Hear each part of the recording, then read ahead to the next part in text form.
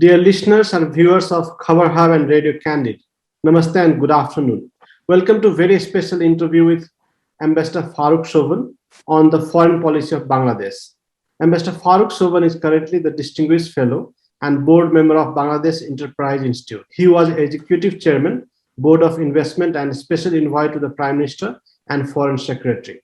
He has also served as Ambassador, High Commissioner to India, China, Malaysia, and the United Nations. Ambassador Sobhan served as a chairman of the Group of 77 at the UN and was chairman United Nations Commission on TNCS. He is a member of the Board of Governors of the South Asia Center of Policy Studies based in New Delhi and was co-chairman of the Coalition of South Asian Cooperation. He was a visiting professor at the Elite School of International Affairs at George Washington University and chairman of the Board of Trustees of the Independent Center for Corporate Social Responsibility. He is currently member of the International Advisory Committee of the Asia Society in the United States and roundtable and patron of the Ramphill Center in London. He chaired the task force established by the Asia Foundation in 2004 on the US role in South Asia. Ambassador Sobhan, welcome to our show. The first question for today is, how would you define Bangladesh foreign policy today?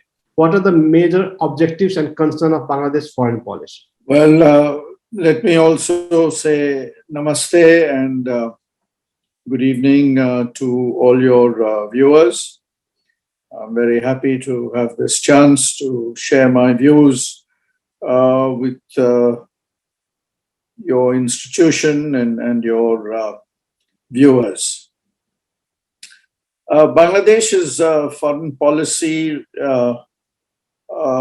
the cornerstone was in fact laid by the father of the nation, which was friendship with all and malice to none.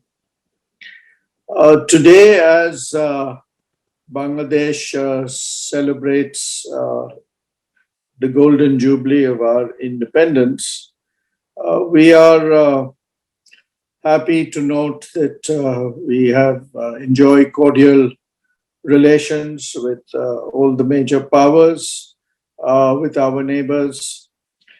And our focus has been on economic development and economic growth. We have been quite successful in recent years in also improving the social indicators in the country. And we are today in the fortunate position of having the highest per capita income in the region, certainly higher than both India and Pakistan.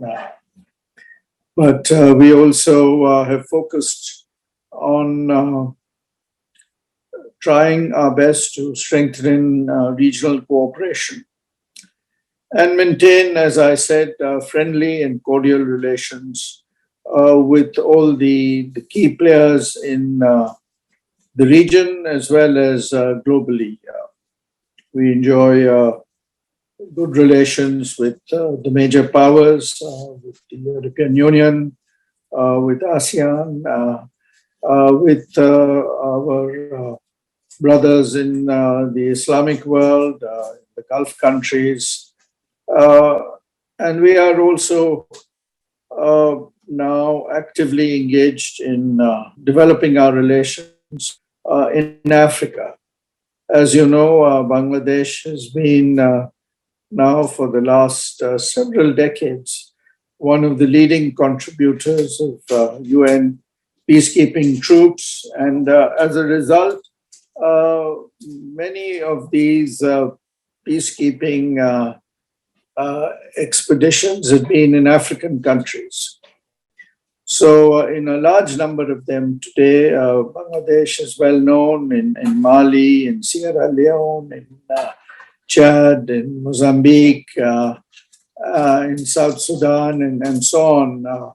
So we are now trying to leverage the reputation of our peacekeepers in also developing our relations in Africa. Ambassador Sobhan, you just mentioned that Bangladesh has highest growth rate at the moment. So my question is Bangladesh all set to be the next Asian tiger? What is the biggest threat to Bangladesh growth at the moment? Well, I think the biggest threat, frankly, is a threat which the entire global economy faces today because of the COVID pandemic. As you know, COVID pandemic has affected global trade, global employment. For Bangladesh, the two main sources of our foreign exchange earnings have been through our exports, mainly our ready-made garment exports to the US, European Union, and many other countries. And also through the remittance of our workers in the Middle East and in ASEAN countries, also in Japan and Korea.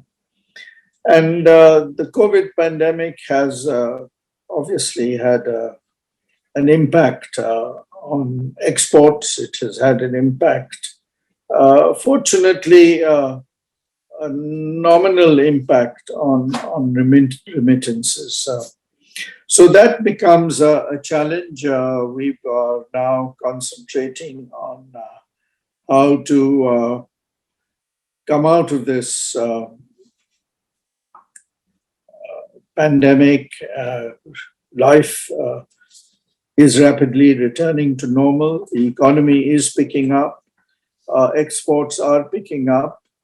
We are, of course, also, like other countries in the region, focusing our attention heavily on attracting foreign direct investment. We are also keen to attract investment in the capital market in Bangladesh. Recently, the government did a roadshow, an investment roadshow in the US. There was a large delegation which visited several major cities in the US. Prime Minister has just hosted an event in New York focusing on the investment opportunities in Bangladesh.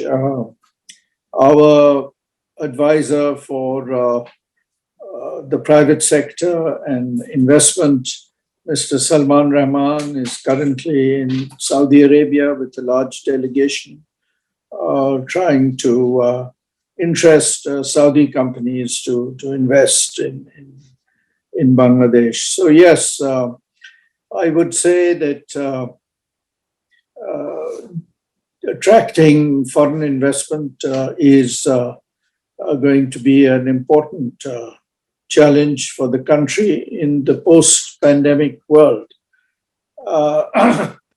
Bangladesh, as you know, under the leadership of Sheikh Hasina, has set two important targets for itself. By 1930, we hope to achieve the targets set under the Sustainable Development Goals and hope to be a middle-income country.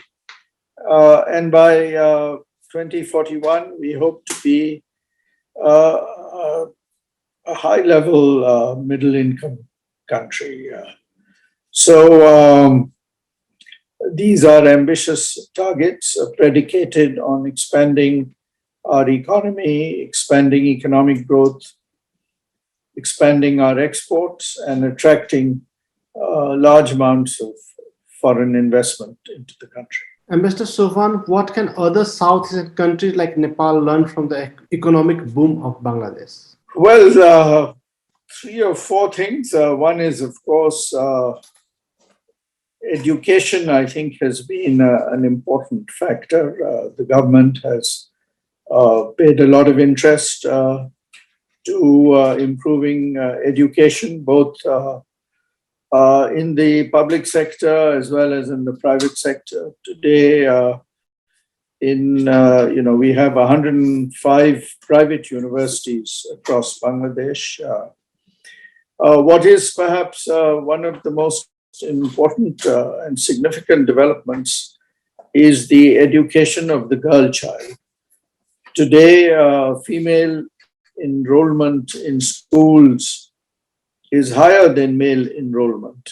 53% is the female enrollment as against for girls, as against 47% for boys.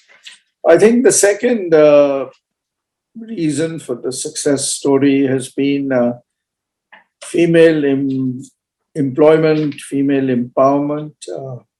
We have today over 4 million women working in the ready-made garment sector. But through various microcredit programs, we have another 16 million women who are self-employed and working in the rural areas. So it is creating jobs, creating employment opportunities. A second key success story for Bangladesh, which perhaps Nepal can also benefit from, is the special attention we have focused on developing a digital economy. Today, the entire country is accessible through the internet and cell phones. In a population of 170 million, we have 170 million cell phone subscribers. Of course, not everyone is a cell phone subscriber. Many people have two cell phone numbers. But we are now have crossed 100 million in terms of people who have access to the internet. Our younger generation are making full use of the opportunities that a digital economy presents. And we are giving special attention to promoting a digital economy. So today, all our banks, you can do bank transfers digitally. We have various digital payment schemes. There is bCash and many other schemes, SureCash and so on. So all your bills can be paid digitally, your school fees, and it makes life for the common man that much easier. During the COVID pandemic, the government, through various digital payment schemes, was able to provide financial support to millions of people through its digital programs. So also we've focused a lot on digital education. These are all areas where Bangladesh has achieved, I would say, substantial success. I think the third perhaps lesson which can be of some benefit to Nepal is the focus on the growth and development of the energy sector. When this government came into power 12 and a half years ago, the present government under Sheikh Hasina, our total energy generation was in the region of 5,000 to 6,000 megawatts. Today, our generation capacity has crossed 20,000 megawatts. The entire country today has energy and electricity. One of the major complaints of the private sector, and my institute conducted numerous surveys of the private sector to assess what was their principal complaint in terms of doing business in Bangladesh, both foreign investors as well as local. And the major complaint, I would say, 15 years ago, was the shortage of electricity. We had power cuts, endemic, and we faced a lot of problems in terms of access to uninterrupted power. Well, that problem has now been solved. So, without energy and power, economic development and growth becomes extremely difficult. Thank you, sir.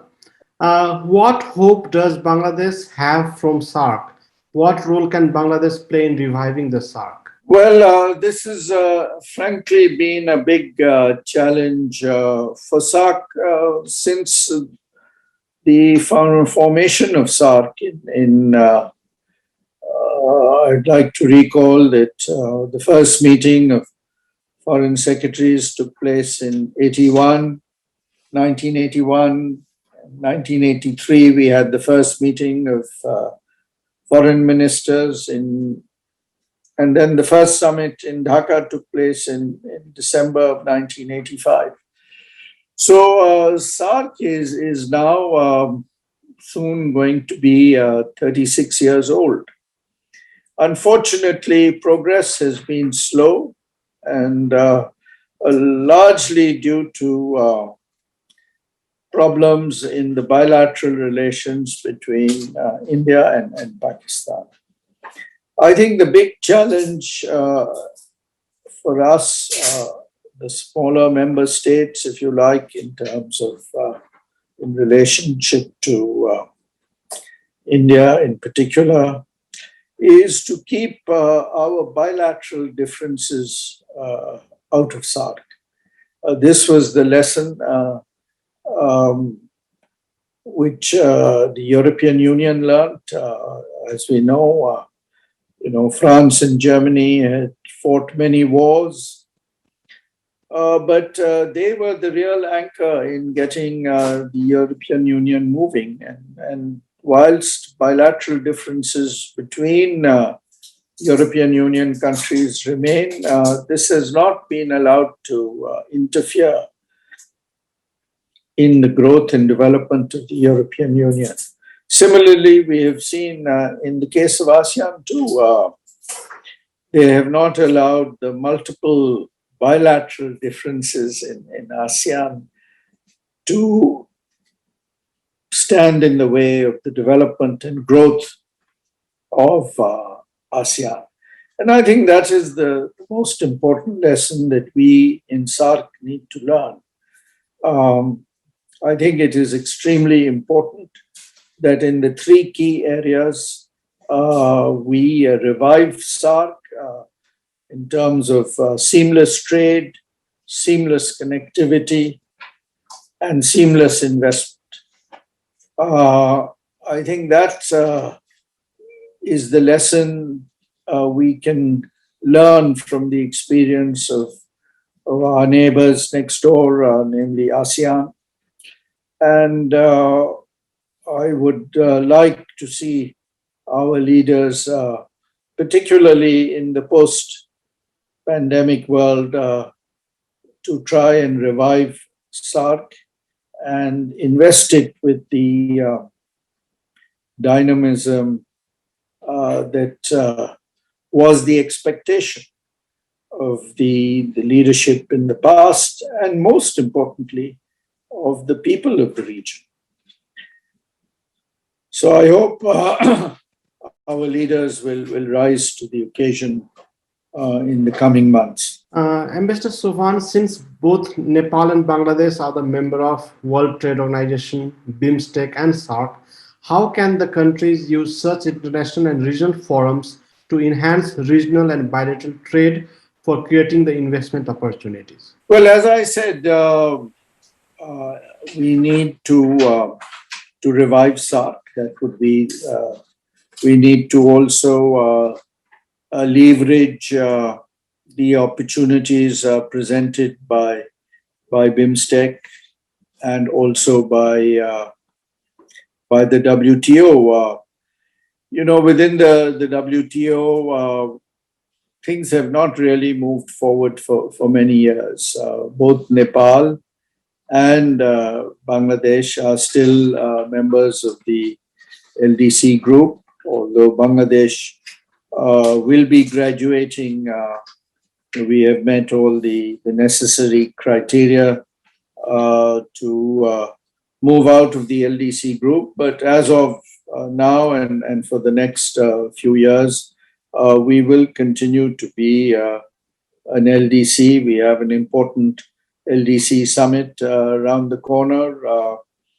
So I think it is important that we try and see what is the best way as under these different groupings to enhance our trade and connectivity, to enhance investment.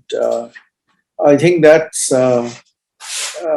remains a challenge, not simply for the government, but for the private sectors in all our countries, because so much of trade and investment now rests in the hands of the private sector. So we need to create the platforms for the private sector to interact. Government should simply play the role of facilitator, remove the barriers that currently exist, and create the opportunities. So we need to really sit down. In 1997 at the SAARC summit, the leaders agreed to commission a group of wise men or experts to present, if you like, an action plan for SAARC. I think now, roughly almost 25 years later, we need to do the same. Let us create a group of experts. Let them give us an action plan on how South Asia can leapfrog ahead of other regions. What is it that we need to do? How do we, for example, leverage the opportunities of a digital economy? How do we create a seamless South Asia in terms of trade and investment? So this is, there could be many other ideas, but at the end of the day, we need to leave it to our leaders, as well as what is happening in the domain of people-to-people contacts to take this agenda forward. Ambassador Sobhan, Bangladesh has borne the brunt of global climate change effect, but has to address loss and damage mostly with its own fund. Has the country been urging for any regional collaboration? How is Bangladesh preparing for speeding the effort of climate change? Well, our Prime Minister is currently the co-chair of the countries that have been that are most vulnerable to climate change. Bangladesh has endeavored to play a leading role. We have a number of meetings in the ongoing UNGA session, at the leadership level. Our Prime Minister will be participating in some of these meetings. And then on the 1st and 2nd of November, we have the Global Summit in Glasgow. So we need to accelerate, intensify the efforts, ongoing efforts to control emissions and to take measures to both mitigate the consequences of climate change and also take necessary measures in terms of adaptation. I think one of the key challenges which the world as a whole is going to face is how do we manage with less water in terms of cultivation and subsistence. Because as populations increase, the demand for water increases. And what we find is access to water becomes more difficult. So we have this problem in South Asia where we have perhaps too much water during the monsoons and then too little during the dry season. So what can we do in terms of water conservation? I think it is also important that there is a significant increase in terms of funding for both mitigation and adaptation measures. In the case of Bangladesh, we have developed the Delta Action Plan, which focuses on a large number of measures relating to both mitigation and adaptation. It does remain a big challenge for Bangladesh with global sea levels rising. And this could, of course, affect a number of countries, including Bangladesh, but also many of the small island developing countries. So I hope the international community will rise to the occasion in terms of funding. We hope also that technology will play a major role in helping us developing schemes and programs that can address some of these issues. I think it's also very important that this should be seen as a problem for all countries, both developed and developing. One of the problems which we have faced in the past has been that the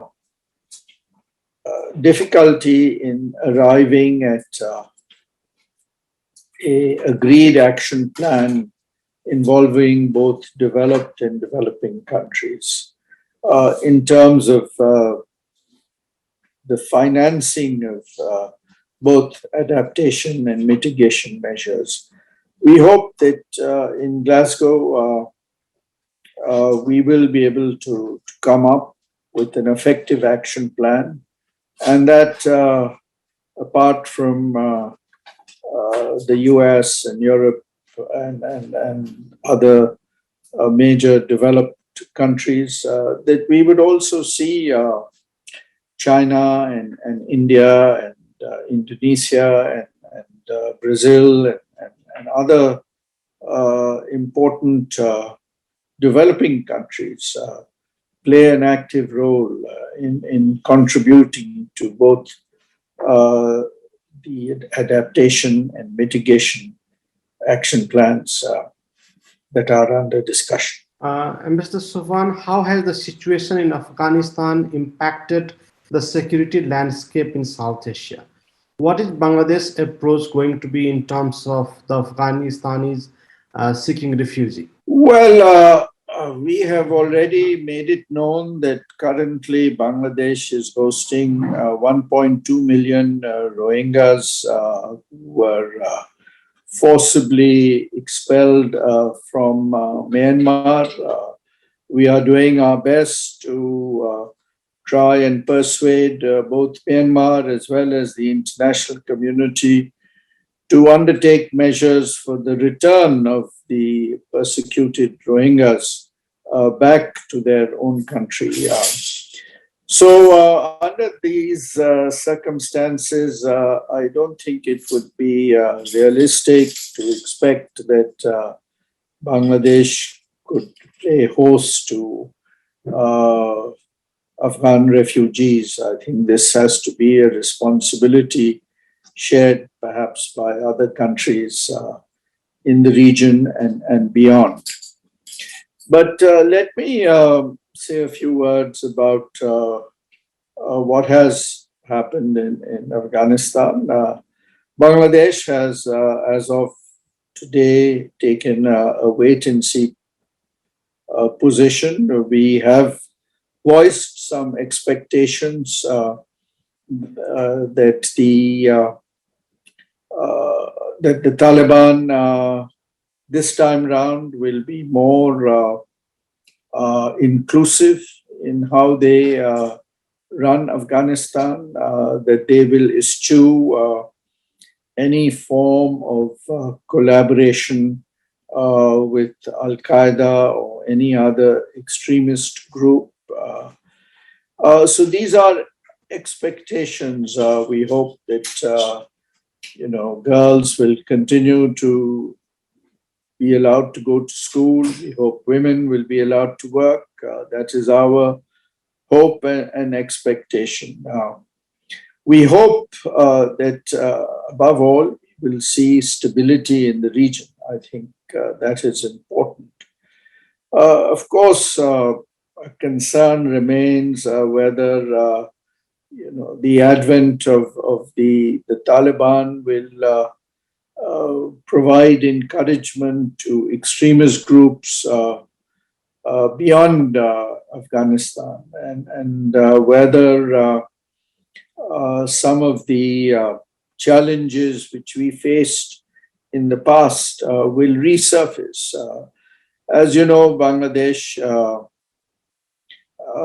did experience some domestic acts of terrorism from some extremist groups.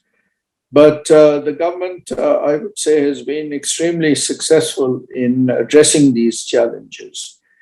We hope, therefore, that the return of the Taliban to power in Kabul will not encourage any of these extremist groups to resurface and engage in acts of terror.